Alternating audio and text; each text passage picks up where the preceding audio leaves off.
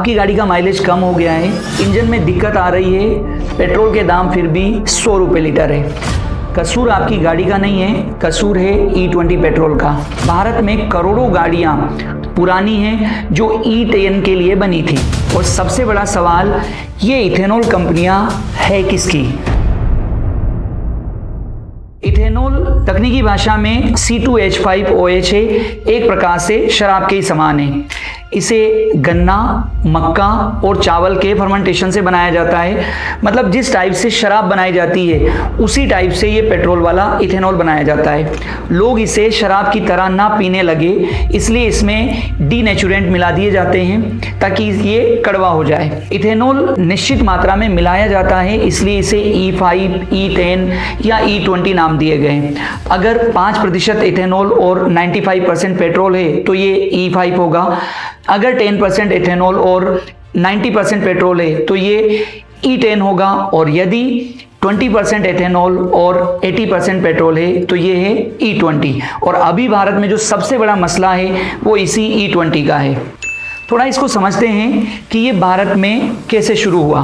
PIB की report के अनुसार 2001 में पायलट प्रोजेक्ट के रूप में भारत सरकार ने इसे स्टार्ट किया। 2003 में सरकार ने 5% इथेनॉल मिलाने की अनुमति दी, यानी E5। लेकिन 2014 तक केवल 1.5% तक ही इथेनॉल ब्लेंडिंग हुई। मतलब सरकार के मेन एजेंडे में ये नहीं था। पर जब 2014 में सरकार बदली तो चीजें तेजी से आगे बढ़ी। सरकार ने निर्णय लिया कि 2022 तक 10% इथेनॉल यानी E10 लागू करना है। 2018 में सरकार ने नेशनल बायोफ्यूल पॉलिसी में प्रोविजन किया कि हम 2030 तक 20% इथेनॉल यानी E20 पेट्रोल लेकर आएंगे। पर सरकार ने 2022 में इसी पॉलिसी को रिवाइज कर दिया और 2030 की जगह 2025-26 कर दिया।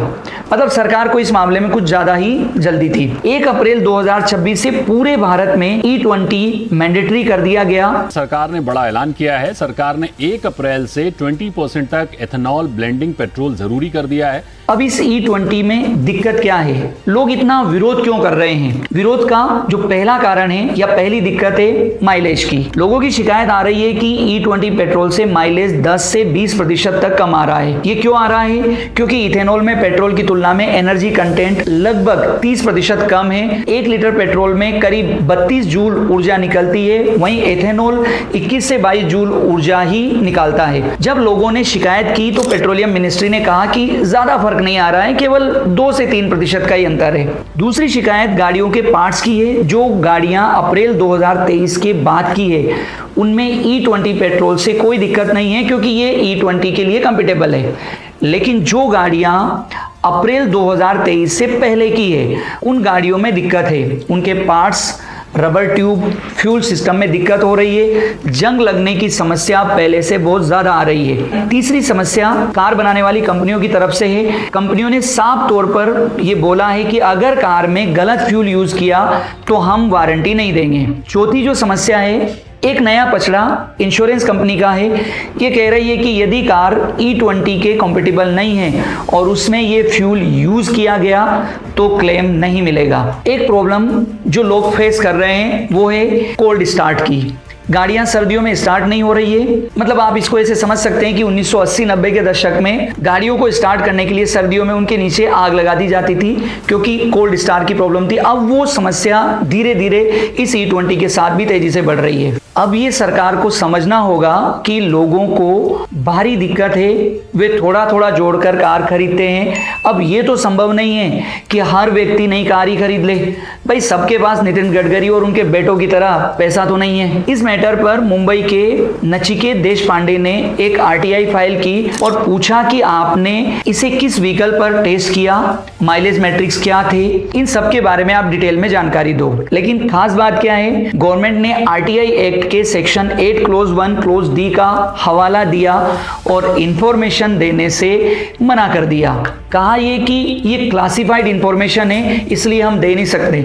अब यार एक बात समझ में नहीं आती है कि अगर कोई व्यक्ति RTI से आपसे ये पूछ रहा है कि आपने टेस्टिंग कैसे की, तो इसमें क्लासिफाइड क्या हुआ, इससे कौन सी राष्ट्र की एकता अखंडता खतरे में आ रही है, या फिर इससे कौन सा आपका जो बहुत बड़ा इनोवेटिव जो आइडिया था वो पूरे विश्व को पता चल जाएगा, ये सब लोग पहले से ही जानते हैं। डीजल के साथ इसका प्रयोग असफल रहा। डीजल में 10% इथेनॉल मिलाने की कोशिश की गई थी, लेकिन परिणाम अच्छे नहीं आए। अब सरकार आइसोब्यूटेनॉल के साथ डीजल ब्लेंडिंग पर काम कर रही है। आइसोब्यूटेनॉल इथेनॉल से तैयार होने वाला एक डेरिवेटिव है जिसे भविष्य में डीजल के साथ मिलाया जा सकता है। हालांकि सरकार ने इसके लिए कोई टाइमलाइन स्पष्ट नहीं की है और कहा है कि आगे की दिशा प्रयोग के नतीजों पर निर्भर करेगी। अब बात करते हैं उस मॉडल की जिसकी भारत सरकार लगातार दुहाई देती रहती है, और वो है ब्राजील मॉडल। दक्षिण अफ्रीका के देश ब्राजील ने 1970 के दशक में पेट्रोल में इथेनॉल मिलाने का मिशन स्टार्ट किया। धीरे धीरे E5 से E27, E30 and E100 fuel की तरफ वो बढ़े। E100 मतलब सिर्फ इथेनॉल और फ्लेक्सी फ्यूल मतलब 85% के करीब इथेनॉल। ब्राजील को शानदार सफलता मिली, इसके पीछे कुछ कारण है। पहली बात, ब्राजील ने इसे धीरे धीरे लागू किया ताकि कार मेकर्स तकनीक को विकसित कर सके जो इथेनॉल के लिए जरूरी है, जबकि भारत में स्थिति बहुत अलग है। 2014 तक केवल 1.5% और 2026 में 20% तक इथेनॉल कर दिया गया। यह सब बहुत तेजी से हुआ। कार मेकर्स को इसमें परेशानी है क्योंकि इतना तेजी से टेक्नोलॉजी अपग्रेड करना बहुत मुश्किल काम है और यह कस्टमर को झेलना पड़ रहा है। दूसरी बात, ब्राजील में कस्टमर के पास विकल्प है कि उसे कौन सा फ्यूल लेना है, जबकि भारत में आपको सिर्फ E20 पेट्रोल ही मिलेगा। कुछ पेट्रोल पंप पर XP100 पेट्रोल यानी इसमें बिल्कुल इथेनॉल नहीं है, लेकिन ये बहुत महंगा है, लगभग 160 से 170 रुपए लीटर पड़ता है। मतलब ब्राजील में चॉइस है और भारत में इसे लोगों के ऊपर थोप दिया गया है। अब इस पूरे विवाद में गवर्नमेंट इथेनॉल के पक्ष में 3 तर्क देती है। पहला तर्क है गवर्नमेंट का कि इथेनॉल इको फ्रेंडली है। ये बात सही भी है। इथेनॉल के इस्तेमाल से पेट्रोल की तुलना में ग्रीन हाउस गैसों का उत्सर्जन 61% कम और कार्बन मोनोऑक्साइड का उत्सर्जन करीब 50% कम होता है। लेकिन चिंता की बात भी है, इथेनॉल अभी गन्ना, मक्का और चावल से बन रहा है। 1 लीटर इथेनॉल के लिए गन्ना उत्पादन में 4000 लीटर, मक्का के लिए 2 से 3000 और चावल के लिए 10,000 लीटर पानी की जरूरत पड़ती है। जबकि खुद नीति आयोग की रिपोर्ट है कि भारत के कई राज्यों में भीषण जल संकट है और वाटर लेवल तेजी से कम हो रहा है। मतलब कहीं ऐसा टाइम नहीं आ जाए इस तेल के चक्कर में कि भविष्य में लोग अपना खून बेचकर पानी खरीदना शुरू करें। नितिन गडकरी से पानी की इस किल्लत पर पूछा गया कि भाई आप ये इथेनॉल प्रोजेक्ट पर इतना तेजी से काम कर रहे हो तो कहीं भविष्य में भारत के अंदर एक बड़ी वाटर क्राइसिस तो नहीं आ जाएगी। तो नितिन गडकरी ने कहा कि ये जो आर्गुमेंट करने वाले लोग हैं ना, ये सबसे देश में एंटी नेशनल है। मतलब हद है यार, आप इतने बड़े नेता हो और लॉजिकल जवाब देने की जगह सवाल पूछने वाले को एंटी नेशनल कहते हो। दूसरी चिंता है कि अपने देश में इथेनॉल फूड ग्रेन से बन रहा है, तो क्या हम फ्यूचर में फूड सिक्योरिटी मेंटेन कर पाएंगे। इसके साथ ही हमें यह भी ध्यान रखना है कि खेती योग्य जमीन लगातार कम हो रही है, तो क्या इतनी जमीन मिल पाएगी कि इथेनॉल का उत्पादन कर सकें। एक और समस्या और वो यह है कि इथेनॉल प्लांट से जो खराब पानी निकलता है, वाटर वेस्ट, वो जहर के समान है, उसे जमीन पर छोड़ा जा रहा है, तो क्या भूमि बंजर नहीं होगी, इसकी गारंटी है। अब ये जो सारी समस्या है इसका एक उपाय भी है, हम 2G इथेनॉल बनाएं, यानी सेकेंड जनरेशन इथेनॉल। ये नॉन फूड बायोमास से बनता है, जैसे चावल, गेहूं और मक्का की भूसी और पेड़ों के अवशेष से। इससे किसानों की आय भी बढ़ेगी, पानी का संकट भी नहीं होगा और फूड सिक्योरिटी भी मेंटेन रहेगी, क्योंकि ये सारी चीजें वैसे भी वेस्ट मटेरियल है, अगर हम इसे कुछ यूज नहीं करेंगे तो भी इसका खराब होना है। सरकार का इस पूरे मामले में दूसरा तर्क है इथेनॉल ब्लेंडिंग से इंपोर्ट बिल कम होगा। यह बात सही भी है। हम करीब 85% फ्यूल आयात करते हैं। भारत सरकार ने इथेनॉल ब्लेंडिंग से 1,84,000 करोड़ रुपए की वैल्यू की विदेशी मुद्रा की बचत की है। स्वाभाविक सी बात है, अगर हम आयात कम करेंगे तो विदेशी मुद्रा की बचत होगी ही सही। सरकार का तीसरा तर्क है कि इससे किसानों और उपभोक्ताओं को लाभ होगा। किसानों को अब फसल बेचने के लिए एक बड़ा बाजार प्राप्त होगा। किसान अब अन्नदाता से ऊर्जादाता बनेगा। उपभोक्ताओं के मामले में कहा गया कि पेट्रोल सस्ता होगा। नितिन गडकरी ने तो यहां तक बोल दिया कि पेट्रोल की वैल्यू 15 रुपए लीटर पड़ेगी, उसका भाव हम 15 रुपए लीटर करेंगे। हालांकि अभी तक तो ऐसा हुआ नहीं। E5 से E20 आ गया, पर पेट्रोल सस्ता होने के स्थान पर महंगाई हुआ है। अब इस इथेनॉल के झमेले में एक और एंगल है, और वो है नितिन गडकरी के फैमिली बिजनेस का एंगल। गडकरी वैसे तो सड़क परिवहन मंत्री है, लेकिन लगता ऐसा है जैसे पेट्रोलियम मंत्री हो। इनको खुद के मंत्रालय की कोई चिंता नहीं है। हाईवे टूट रहे हैं, एक्सप्रेसवे उखड़ रहे हैं, लेकिन ये हर टाइम बस इथेनॉल इथेनॉल और इथेनॉल की रट लगाए रहते हैं। जनता और विपक्ष दोनों इसमें उनका पर्सनल इंटरेस्ट निकाल रहे हैं। इसके पीछे कारण है नितिन गडकरी के दो बेटे हैं, निखिल गडकरी और Sarang Gadkari. Nikhil Gadkari CN agro industry के मैनेजिंग डायरेक्टर है, सारंग गडकरी मानस एग्रो इंडस्ट्री के डायरेक्टर है।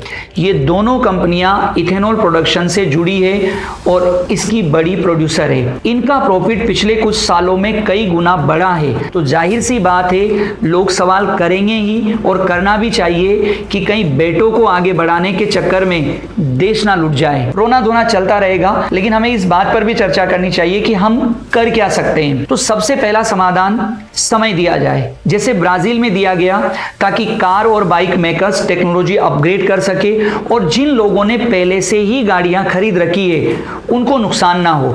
क्योंकि देखो, हर व्यक्ति 2-3 साल में गाड़ियां नहीं खरीद सकता। जीवन में थोड़ा थोड़ा जोड़कर वो एक गाड़ी खरीदते हैं और उसे भी अपने जान से ज्यादा प्रेम करते हैं, तो उनको समय देना चाहिए। दूसरी बात, लोगों को फ्यूल का विकल्प दिया जाए कि वे अपनी गाड़ी में कौन सा फ्यूल डालेंगे, ना कि बस E20 उनके ऊपर थोप दिया जाए। और तीसरी बात, लोगों को बेनिफिट ट्रांसफर किया जाए। अगर इथेनॉल मिला रहे हो तो पेट्रोल को सस्ता करो, क्योंकि आपका खुद का कहना है कि इथेनॉल मिलाने से जो पेट्रोल है वो 15 रुपए लीटर पड़ेगा। हमें नहीं चाहिए 15 रुपए लीटर, लेकिन 10-15 रुपए कम तो करो यार। सैद्धांतिक रूप से भारत का इथेनॉल प्रोजेक्ट काफी इफेक्टिव है, लेकिन लोगों की शिकायतों को नजरअंदाज करना खुली तानाशाही है। सरकार इसे लागू करे, लेकिन लोकतांत्रिक तरीके से हर पहलू पर अच्छे से विचार करके। धन्यवाद, थैंक यू।